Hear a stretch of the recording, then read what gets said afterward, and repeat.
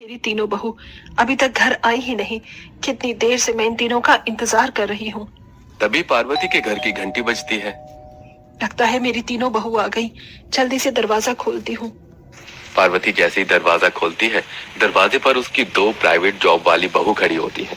वो दोनों जोमेटो की ड्रेस में होती हैं, लेकिन बारिश की वजह से भीगी हुई होती हैं। अरे तुम दोनों? हाँ माँ जी, आज जोमेटो से हमें जल्दी छुट्टी मिल गई थी। माँ जी, बारिश में पूरी तरह भीग गए हैं हम लोग। बड़ी मुश्किल से घर पहुँच पाए हैं। अच्छा अच्छा, चलो ठीक है, अंदर आ जाओ, लेकिन सारे में गीला नहीं होना चाहिए। या फिर एक काम करो, यहीं पर खड़ी रहो जब तक तुम्हारे शरीर से पानी निकल ना जाए। बेचारी शिखा और ईशा दोनों बारिश में भीगते हुए दरवाजे पर खड़ी रह जाती है। तभी उसी वक्त उनकी तीनों जेठानी घर आ जाती हैं, जो अपनी सरकारी नौकरी से आई होती हैं। अरे अरे, तुम तीनों आ गई? हाँ माँ जी, हम तीनों आ गए, लेकिन इन दोनों को यहाँ क्यों खड़ा करके रखा है? ये दोनों बारिश में भीग कर आई हैं, इसीलिए। बारिश में तो हम भी भीगे हुए हैं माँ जी, तो क्या हमें भी यहीं पर खड़े होना होगा? हमारे कपड़ों से पानी भी टपक रहा है। अरे नहीं नहीं, तुम्हें खड़े होने की जरूरत नहीं है, चलो अंदर आ जाओ। अपनी सरकारी नौकरी करने वाली बहू को तो पार्वती घर के अंदर बुला लेती है, लेकिन दोनों प्राइवेट नौकरी करने वाली बहू को वो वहीं छोड़ देती है। माँ जी, हमें अंदर आने की इजाजत नहीं मिलेगी क्या? हाँ हाँ, आ जाओ, और आकर थोड़ा ब्रेड पकोड़े समोसे बना दो। पार्वती के कहने पर उसकी दोनों डिलीवरी करने वाली बहू घर के अंदर आ जाती है। इसके बाद वो अपने कमरे में जाती है। सबसे पहले वो अपने कपड़े चेंज करती हैं और फिर रसोई में आकर सभी के लिए चाय नाश्ता बनाना शुरू कर देती है। मुझे नहीं समझ आता कि माँ जी हमारे साथ ऐसा क्यों करती है। इसमें समझने वाली क्या बात है? तुम्हें पता होना चाहिए कि हम प्राइवेट नौकरी करने वाली हैं, ऊपर से जोमेटो में डिलीवरी का काम करते हैं। इस वजह से हम दोनों को घर में वो इज्जत नहीं मिलती जो सरकारी नौकरी करने वालियों को मिलती है। तुमने सही कहा, इसी वजह से माँ जी हमें जरा भी प्यार नहीं करती। उन दोनों की ये बात उनकी तीनों सरकारी नौकरी करने वाली जेठानियां सुन लेती हैं। माँ जी, आपको ऐसा उनके साथ नहीं करना चाहिए था। अरे वो भी तो इस घर की बहू ही है, जॉब वो भी करती है। हाँ माँ जी, ऊपर से हमसे ज्यादा मेहनत करती है। बेचारी धूप बारिश गर्मी सब कुछ बर्दाश्त करके फूड डिलीवरी करती है। और हमारा क्या है माँ जी, हम तो ऑफिस में जाते हैं, वहाँ जाकर बैठते ही हैं। ऑफिस में बैठने के अलावा हमारा और कोई काम ही नहीं है। अरे ऐसे कैसे? तुम तीनों सरकारी नौकरी करती हो, एक बहू पुलिस में, एक बहू डॉक्टर, एक बहू वकील। उनकी नौकरियां तो मामूली सी हैं। क्या ही फायदा है ऐसी नौकरी करने का? अगर सरकारी नौकरी होती तो बात अलग थी। चलो, मुझे इन सब के पीछे ज्ञान मत दो। पार्वती ऐसा कहकर बातों को टाल देती है। ऐसे ही कुछ दिन बाद जब संडे आता है तो सरकारी नौकरी वाली घर में आराम से सो रही होती है और सुबह के 7 बजे ही जोमेटो में डिलीवरी करने वाली बहुएं अपने काम पर निकल जाती हैं। आज पड़ोस की औरतें ये देखकर जब पार्वती घर से बाहर निकलती हैं तो उससे पूछती हैं, अरे पार्वती बहन, तुम्हारी बाकी तीनों बहू कहाँ है? दिखाई नहीं दे रही। मेरी तीनों सरकारी नौकरी वाली सो रही हैं, आराम कर रही हैं, और प्राइवेट नौकरी वाली तो चली गई है काम पर। क्या बात है, क्या राज ठाट आ रहे हैं तुम्हारे घर में? तो 3 सरकारी नौकरी वाली बहू है। अरे अपनी प्राइवेट नौकरी वाली बहू को छुट्टी करने के लिए ही कह देती। बारिश देख कितनी तेज हो रही है। अरे क्यों कह दो, जाती है तो जाए काम पर। अगर उनकी सरकारी नौकरी होती तो एक बार को सोचती भी मैं। सरकारी और प्राइवेट नौकरी में इतना भेदभाव क्यों? काम तो दोनों ही करते हैं। तुम्हें नहीं पता सरकारी नौकरी में कितने फायदे होते हैं, कितनी कमाई होती है, कितनी ज्यादा तनख्वाह होती है। खैर छोड़ो, मैं अपनी सरकारी नौकरी वाली बहू के लिए खाना बनाने जा रही हूँ। पार्वती अपनी सरकारी नौकरी वाली बहू के लिए ही करती थी और प्राइवेट नौकरी वाली बहुओं से वो घर के सारे काम करवाया करती थी। ऐसे ही कुछ समय बाद पांचों बहुओं की बुआ सास रेलवे स्टेशन पहुंच जाती है। अरे पार्वती भाभी, मैं यहाँ रेलवे स्टेशन पर खड़ी हूँ, किसी को भेज दो मुझे लेने के लिए, बहुत बारिश हो रही है। फोन के दूसरी तरफ, अच्छा अच्छा, आप वहीं रहो दीदी, मैं अभी किसी को भेजती हूँ। पार्वती इतना कहकर अपनी जोमेटो वाली बहू को फोन करके बोलती है, सुनो, तुम्हारी बुआ सास रेलवे स्टेशन पर खड़ी हैं, उन्हें घर ले आओ, अभी के अभी। बाहर मूसलाधार बारिश हो रही है।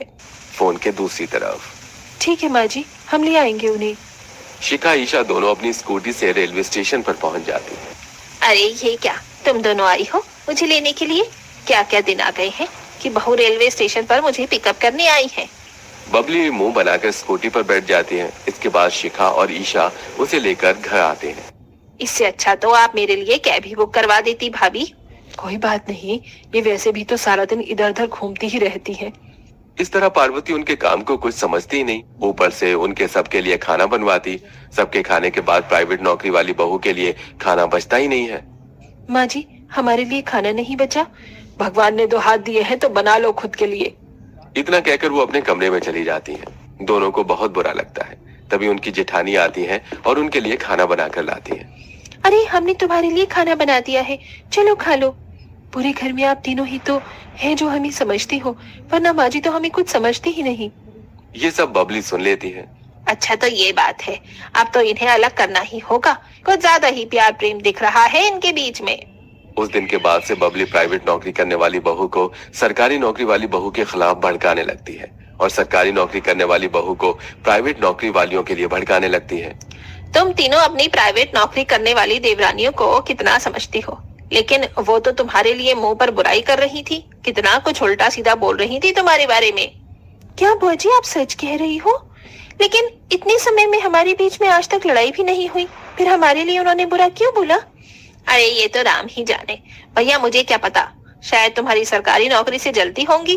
इस तरह बबली पांचों के बीच भड़क पैदा कर देती है, जिसके चलते पांचों एक दूसरे से मुंह बनाने लगती हैं। तुम दोनों यहाँ क्या कह रही हो? किसी ने खाना खाया नहीं और तुम यहाँ खाना खा रही हो? अब क्या हमारे खाना खाने पर भी दिक्कत परेशानी है? अगर तुम्हें भी खाना खाने हैं तो खा लो, इस तरह क्यों बोल रही हो? हमारे सामने ऊंची आवाज में बात करने की जरूरत नहीं है, समझी तुम? ऐसा कहकर तीनों सरकारी नौकरी वाली वहां से चली जाती हैं। उनके बीच का ये मनमुटाव देखकर पार्वती को बहुत हैरानियत होती है। बड़ी अजीब बात है, पहले तो ये एक दूसरे के ऊपर जान छिड़कती थी और आजकल एक दूसरे से इतनी खफा खफा रहती है। जैसे जैसे कुछ दिन बीतते हैं, पार्वती अपनी प्राइवेट नौकरी करने वाली बहुओं की मेहनत देखकर उनकी तरफ ममता करने लगती है। ये देखकर सरकारी नौकरी करने वाली बहुएं उससे खफा होने लगती हैं। लगता है माँ जी को भी कुछ ज्यादा ही प्यार प्रेम आ रहा है प्राइवेट नौकरी करने वाली बहू के ऊपर। सही कहा तुमने, इसीलिए तो आजकल मैं उनके आसपास नहीं बैठती। आज कितनी बारिश है, चलो कैब करके घर चलते हैं। तीनों सरकारी नौकरी करने वाली बहू कैब करके घर आ जाती हैं। अरे तुम तीनों आ गई, चलो अच्छी बात है, आ गई। बाहर बारिश बहुत हो रही है, लगता है कैब से आई हो। कुछ देर मेरे पास भी बैठो, आजकल मेरे पास ही नहीं बैठती हो। पार्वती के इतना कहने के बाद भी उसकी तीनों बहू उसकी बात को बबली के सामने ही नजरअंदाज करके चली जाती हैं। ये देख पार्वती को थोड़ा अजीब लगता है, लेकिन उसी वक्त प्राइवेट नौकरी करने वाली बहुएं ये सुन लेती हैं, जिसके बाद वो भीगे हुए कपड़ों को चेंज करके सूखे कपड़े पहनकर अपनी सास के पास आकर बैठ जाती हैं और उससे बातें करके उसका दिल हल्का करती हैं। मैंने सरकारी नौकरी करने वाली बहू को इतनी अहमियत दी, लेकिन आज उन्होंने मेरी बिल्कुल कदर नहीं की, और ये सब जब से बबली दीदी आई है तब से ही हुआ है। मुझे लगता है इन्होंने ही कुछ किया है। इसका तो मुझे पता लगाना ही होगा कि आखिर क्यों मेरी बहुएं ना तो एक दूसरे से बात करती हैं और ना ही मुझसे। उस दिन के बाद से पार्वती बबली से कई बार बात करने की कोशिश करती है। एक दिन वो फोन की रिकॉर्डिंग ऑन करके बबली से कहती है, आजकल कोई कलेश नहीं हो रहे, क्या करूं इन पांचों को लड़वाने के लिए? अरे तुम सास होकर कोई चालाकी नहीं खेलती हो। मैंने तो 2 दिन में ही इन्हें एक दूसरे के खिलाफ करवा दिया, एक दूसरे को भड़का के। ये सुनते ही पार्वती हैरान हो जाती है। जैसा उसने सोचा था बिल्कुल वैसे ही हुआ था। पार्वती ये रिकॉर्डिंग अपनी पांचों बहू को सुना देती है। मैं चाहती हूँ जिस प्यार प्रेम से तुम पांचों एक साथ रह रही थी, तुम पहले की तरह ही रहना शुरू कर दो, और अब ऐसा करो जिससे कि तुम्हारी बुआ सास यहाँ से भाग जाए। अब देखना माँ जी, बुआ यहाँ से कैसे भागती है। पांचों बहू मिलकर रात को अपनी बुआ के कमरे में उन्हें डराने के लिए डरावना मेकअप करके पहुंच जाती हैं और अजीब अजीब आवाज निकाल कर उन्हें बहुत डराती हैं। बबली इतनी ज्यादा डर जाती है कि अगले दिन अपना बैग उठाकर अपने घर निकल जाती है। आखिरकार हमारा प्लान सक्सेसफुल हो ही गया, हमारी बुआ घर को चली आज। देखो बाहर बारिश हो गई है, चलो मैं आज खुद तुम पांचों के लिए पकौड़े बनाकर लाती हूँ। इस खुशी में मेरी तरफ से तुम्हें पार्टी। पांचों बहू बहुत खुश होती हैं और एक दूसरे को देखकर हंसती हैं। कुछ ही देर में शकुंतला पकौड़े बनाकर लाती है और अपनी पांचों बहू के साथ मिलकर उन पकौड़े को खुशी खुशी खाती है। इस तरह वो अपनी पांचों बहू के साथ खुशी खुशी रहने लगती है और उनका बराबर लाड़